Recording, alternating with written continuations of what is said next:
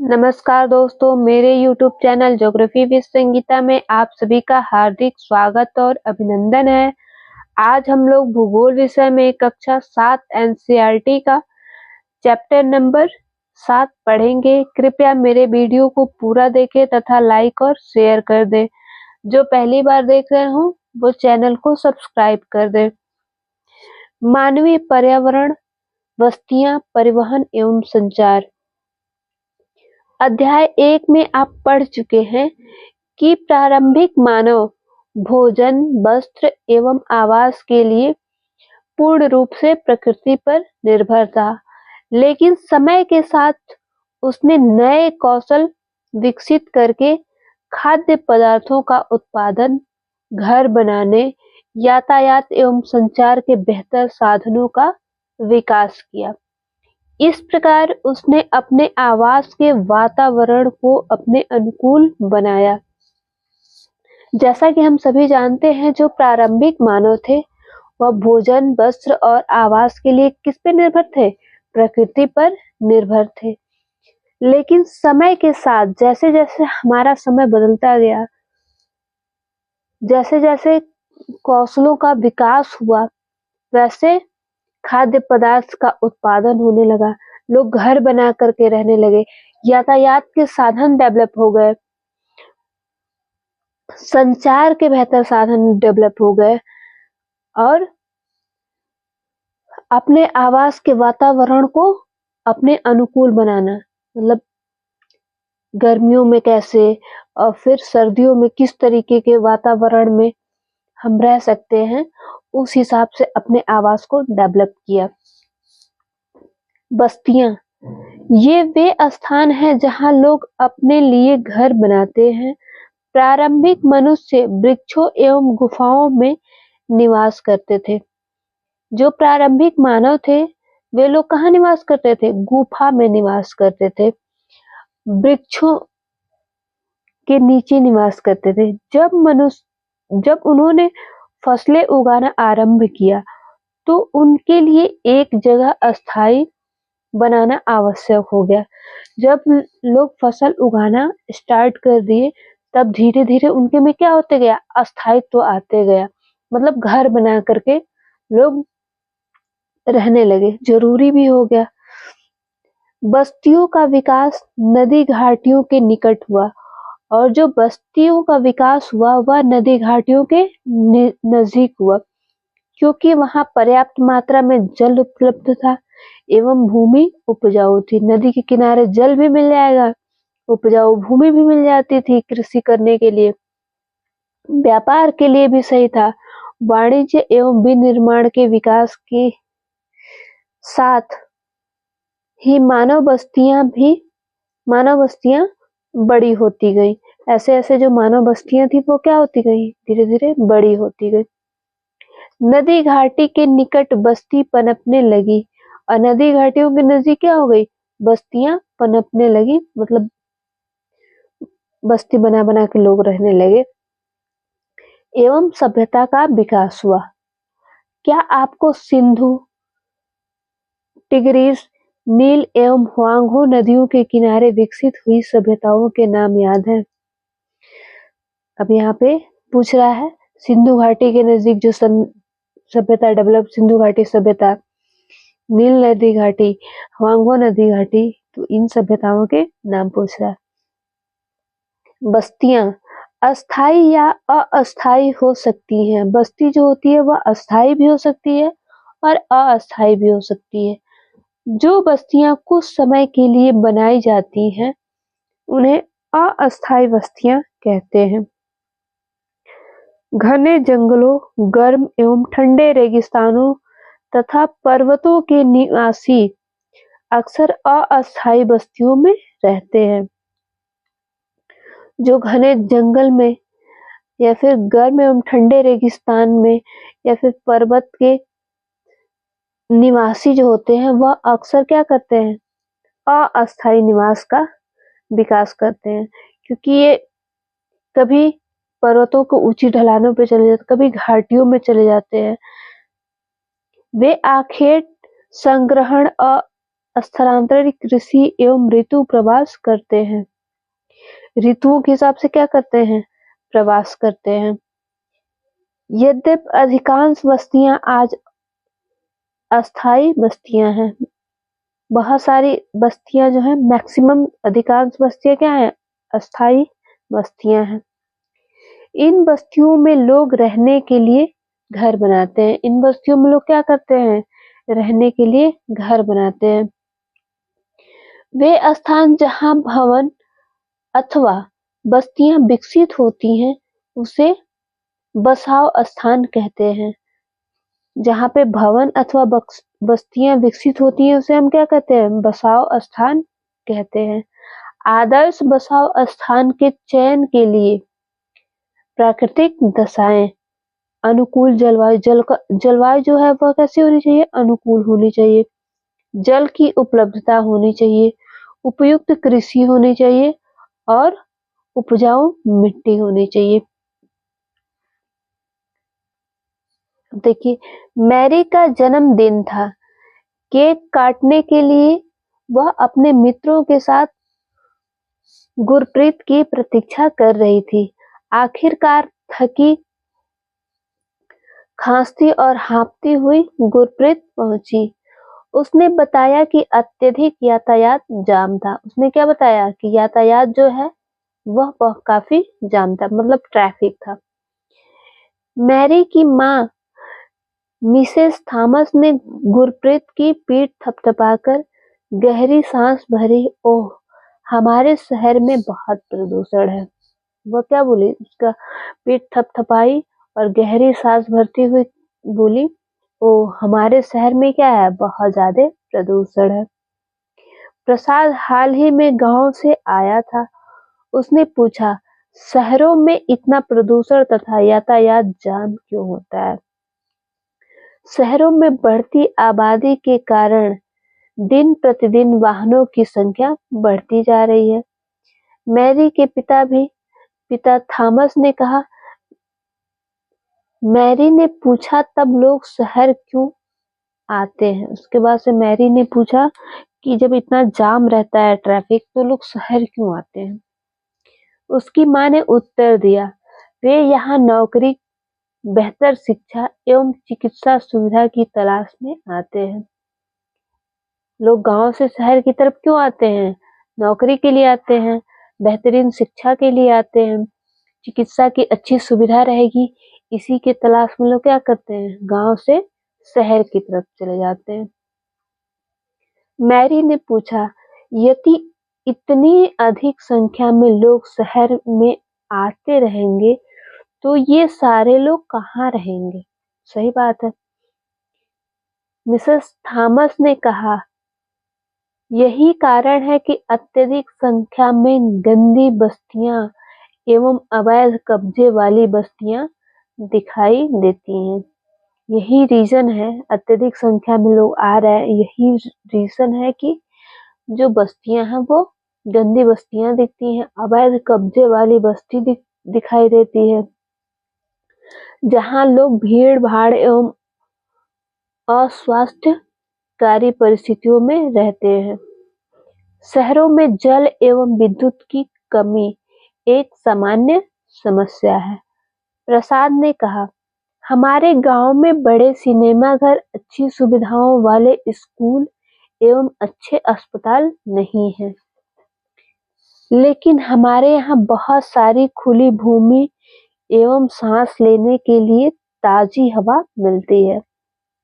मतलब वो बता रहा है, हमारे गांव में बहुत बड़े सिनेमा घर नहीं है, अच्छी सुविधा वाले स्कूल नहीं है, अस्पताल नहीं है, लेकिन जो हमारे यहाँ जो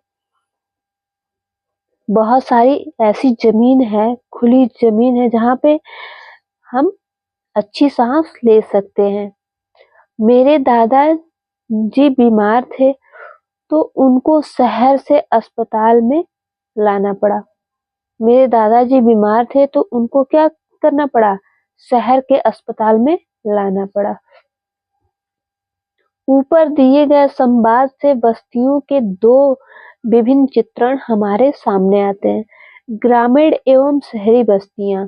एक ग्रामीण बस्ती और एक शहरी बस्ती।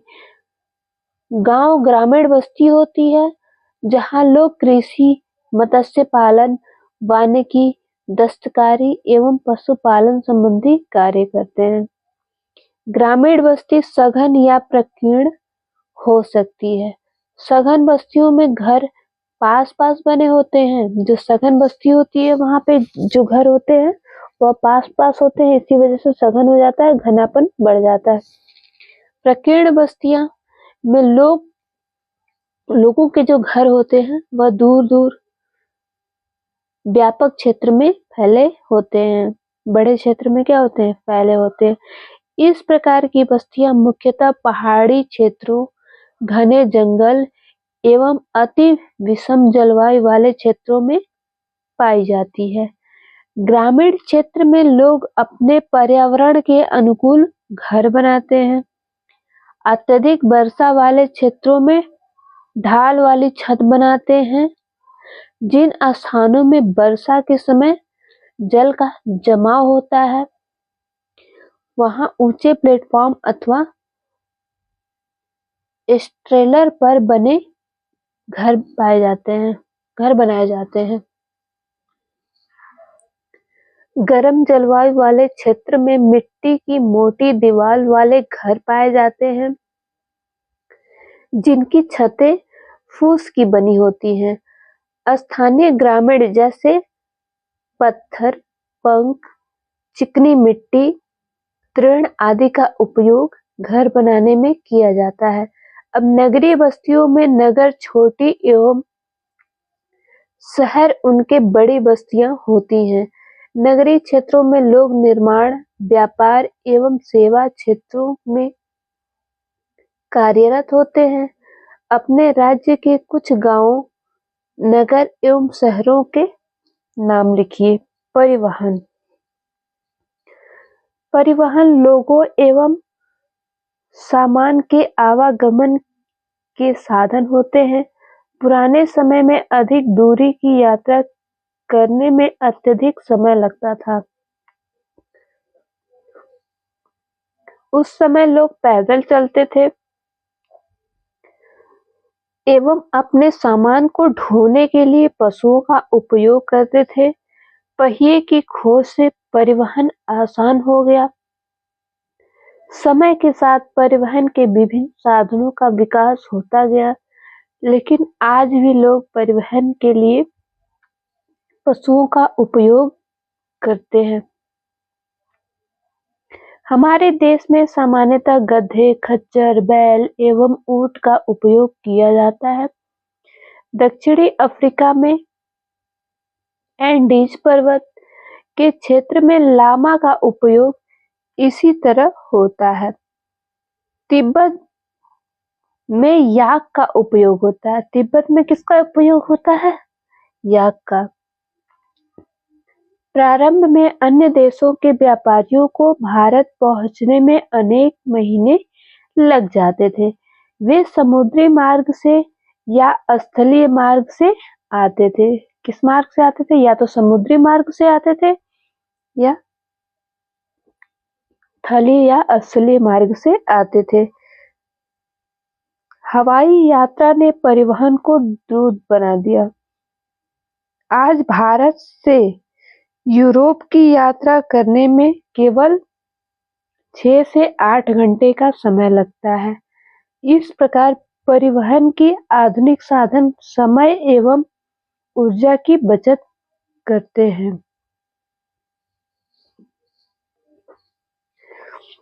आप बर्फ से बने आवास कहाँ पाते हैं? उन्हें कौन बनाता है एवं वे क्या कहलाते हैं? आओ कुछ करके सीखें। परिवहन के उन साधनों की एक सूची बनाएं जिनका उपयोग आपकी कक्षा के छात्र स्कूल आने के लिए करते हैं। परिवहन के 4 मुख्य साधन हैं। सड़क मार्ग है, रेल मार्ग है, जल मार्ग है एवं वायु मार्ग है। सड़क मार्ग कम दूरी यातायात के सबसे अधिक उपयोग के लिए जाने वाले मार्ग सड़क है। सड़कें पक्की एवं कच्ची हो सकती हैं। मैदानी क्षेत्रों में सड़कों का घना जाल बिछा है। मरुस्थलों, वनों एवं ऊंचे पर्वतों जैसे स्थानों पर भी सड़कें बनी हुई हैं। हिमालय पर्वत पर मनाली लेह राजमार्ग विश्व के सबसे ऊंचे सड़क मार्गों में से एक है। भूमिगत सड़कों को भूमिगत मार्ग कहते हैं। फ्लाईओवर उत्थित संरचनाओं के ऊपर बनाए जाते हैं। क्या आप जानते हैं भारत में अनेक राष्ट्रीय एवं राज्य मार्ग हैं। भारत के एक्सप्रेसवे का निर्माण नवीनतम है। स्वर्ण चतुर्भुजीय महामार्ग दिल्ली, मुंबई, चेन्नई और कोलकाता को जोड़ता है। जो स्वर्णिम चतुर्भुजीय महामार्ग है वो किन किन को जोड़ता है? चारों महानगरों को, दिल्ली, मुंबई, चेन्नई और कोलकाता को क्या करता है? जोड़ता है। ये देखिए यहाँ पे ये पक्की सड़क फिगर में दिया गया है और ये कच्ची सड़क दिया गया है। रेल मार्ग, रेल मार्ग के द्वारा तीव्रता से एवं कम खर्च में लोगों का आवागमन एवं भारी सामान को ढोने का कार्य होता है। वाष्प के इंजन की खोज एवं औद्योगिक क्रांति ने रेल परिवहन के तीव्र विकास में सहायता प्रदान की। डीजल एवं विद्युत इंजनों में व्यापक रूप से वाष्प के इंजनों का स्थान दे दिया है। सुपरफास्ट रेलगाड़ियों से परिवहन की गति और तीव्र हो गई है। मैदानी भागों में रेल मार्गों का जाल व्यापक रूप से फैला है। उन्नत औद्योगिक कौशल से दुर्लभ पहाड़ी क्षेत्रों में भी रेल मार्ग बनाना संभव हो गया है, लेकिन इनकी संख्या काफी कम है। भारतीय रेल मार्गों का जाल भली भांति विकसित है। यह एशिया में सबसे बड़ा है। क्या आप जानते हैं ट्रांस साइबेरियन रेल मार्ग विश्व के सबसे लंबा रेल मार्ग है, जो पश्चिमी रूस में सेंट पीटर्सबर्ग से प्रशांत महासागरीय तट पर स्थित व्लादिवोस्टोक तक है। अक्सर ये क्वेश्चन पूछा भी जाता है, ट्रांस साइबेरियन रेल मार्ग क्या है? विश्व में सबसे लंबा रेल मार्ग है। इसको आप लोग देख लीजिएगा, फिगर में दिया गया है ट्रांस साइबेरियन रेल मार्ग। ये सेंट पीटर्सबर्ग है, मॉस्को है, कजाक है, ऐसे होते होते ये यहाँ पे व्लादिवोस्टोक तक है।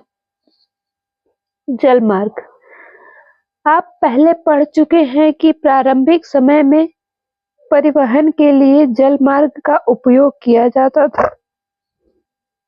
अधिक दूरी में भारी एवं बड़े आकार वाले साधनों को ढोने के लिए जल मार्ग सबसे सस्ता साधन है। ये मुख्यतः दो प्रकार के होते हैं, अंतर्देशीय जल मार्ग एवं समुद्री मार्ग। नदियों एवं झीलों का उपयोग अंतर्देशीय जल मार्ग के लिए होता है। कुछ महत्वपूर्ण अंतर्देशीय जल मार्ग हैं, गंगा है, ब्रह्मपुत्र नदी तंत्र है, उत्तरी अमेरिका में ग्रेट लेक है एवं अफ्रीका में नील नदी है।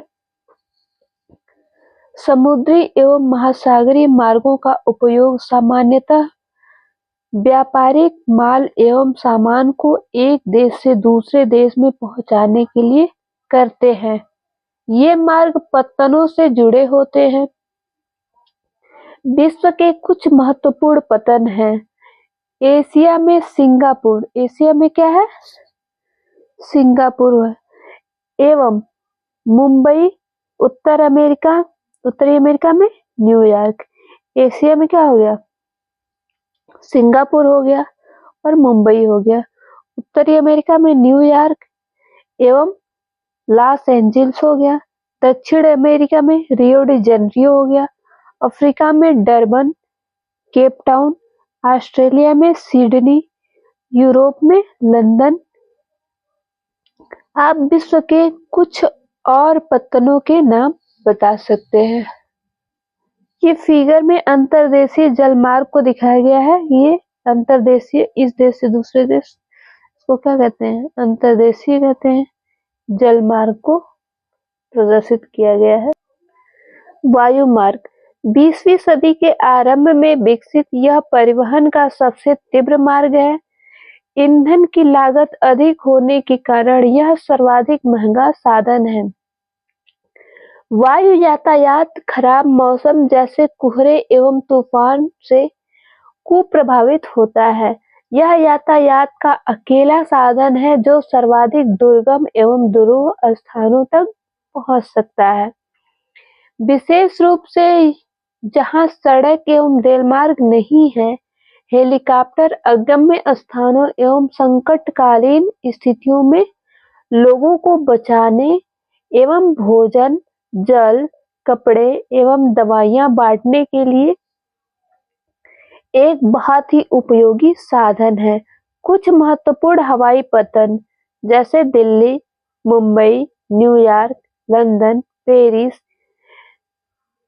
फ्रैंकफर्ट एवं काहिरा। वायुमार्ग क्या है? सर्वाधिक महंगा साधन है, लेकिन इसके बेनिफिट भी हैं। जैसे कि संकटकालीन अगर स्थिति होती है तो भोजन, जल और कपड़े, दवा वगैरह इसके माध्यम से आसानी से क्या होता है, पहुंच जाता है लोगों तक। अब संचार को देखते हैं। संचार दूसरों के पास तक सूचना पहुंचाने की प्रक्रिया है। तकनीकी विकास के साथ मानव ने संचार के नए एवं तीव्र साधनों को विकसित कर दिया है। संचार तंत्र के विकास का वर्णन करता है। संचार के क्षेत्र में विकास से विश्व में सूचना क्रांति आई है। सूचना प्रदान करने के लिए शिक्षा तथा मनोरंजन के लिए संचार के विभिन्न साधनों का उपयोग होता है। मनोरंजन के लिए, शिक्षा के लिए इसका क्या होता है? विभिन्न साधनों का प्रयोग होता है। समाचार पत्रों, रेडियो एवं टेलीविजन के द्वारा हम बड़ी संख्या में लोगों के साथ संचार कर सकते हैं, इसलिए इनको जनसंपर्क माध्यम कहते हैं। सैटेलाइट से संचार में तीव्रता आई है। तेल की खोज, वनों का सर्वेक्षण, भूमिगत जल, खनिज संपदा, मौसम पूर्वानुमान एवं आपदा पूर्व चेतावनी आदि से सैटेलाइट सहायक होते हैं। अब हम इंटरनेट के माध्यम से इलेक्ट्रॉनिक मेल या ईमेल भेज सकते हैं। आज सेल्यूलर फोन के द्वारा बेतार टेलीफोन संचार अत्यधिक लोकप्रिय हो चुका है। इंटरनेट के माध्यम से विश्व भर में केवल सूचना एवं परस्पर समीपता ही नहीं मिलती, अपितु इनसे हमारा जीवन अत्यधिक सुखमय भी बन गया है। अब हम घर बैठे ही रेल, हवाई जहाज एवं सिनेमा का या होटल तक के लिए टिकट आरक्षित करवा सकते हैं। संपूर्ण विश्व में इस प्रकार लोगों के बीच, लोगों एवं सेवाओं तथा संस्थाओं के बीच तीव्र गति से आपसी संपर्क संभव होने के कारण आज हम एक बृहद विश्व समाज के रूप में विकसित हो सकते हैं। ये चित्र में हेलीकॉप्टर शो किया गया है। आओ करें अंग्रेजी, हिंदी एवं क्षेत्रीय भाषा के कुछ समाचार पत्रों एवं टीवी चैनलों के नाम लिखें। संचार माध्यमों का विकास। अब इस फिगर में जल मार्ग और वायु मार्ग दोनों को प्रदर्शित किया गया है। ये जितने रेड से हैं, ये सब क्या है? ये वायु मार्ग है, और ब्लू लाइन से जल मार्ग को विकसित किया गया है पूरे विश्व को। कैसे कैसे किधर से किधर ये वायुमार्ग गया है और ये जल मार्ग कैसे कैसे है, इसको इसमें प्रदर्शित किया गया है। कुछ क्वेश्चन दिए गए, इनमें से कौन सा साधन नहीं है? तो संचार का साधन नहीं है। टेलीफोन है, पुस्तक है, मेज है। टेलीफोन भी हो जाएगा, पुस्तक भी हो जाएगा। फिर किसी द्वीप पर पहुंचने के लिए निम्न में से कौन सा यातायात का साधन उपयुक्त नहीं है? उपयुक्त है। जहाज है, रेलगाड़ी है, कार है। तो सबसे उपयुक्त हो जाएगा जहाज। यातायात का कौन सा साधन पर्यावरण को प्रदूषित नहीं करता है? साइकिल है, बस है, हवाई जहाज है। तो बस भी करेगा, हवाई जहाज भी करेगा, ये साइकिल जो होगा यह पर्यावरण को प्रदूषित नहीं करेगा। इस तरीके से हम लोगों ने चैप्टर नंबर 7 को समाप्त किया। हम नेक्स्ट वीडियो में अगला चैप्टर पढ़ेंगे। तब तक के लिए धन्यवाद।